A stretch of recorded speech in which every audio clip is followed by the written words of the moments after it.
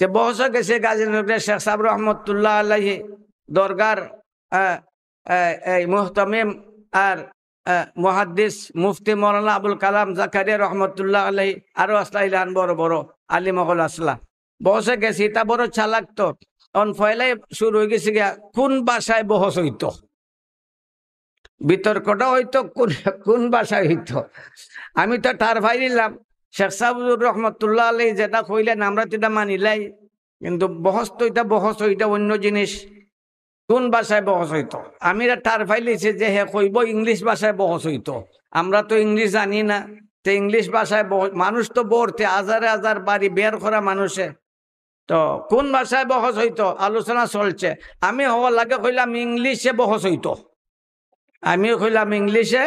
বহস হইতো হেও ইংলিশে মাতবো আমিও ইংলিশে মাতবো ইংলিশে বহস হইতো এখন তো হাজার হাজার মানুষ চিল্লাই উঠছে আমরা ইংলিশ বুঝি না ইংলিশ না ইংলিশ না আমরা ইংলিশ মানি না বাংলা ভাষায় বহস হইতো এখন তো হে না মান্যার ভারে না মানতে বাধ্য হইল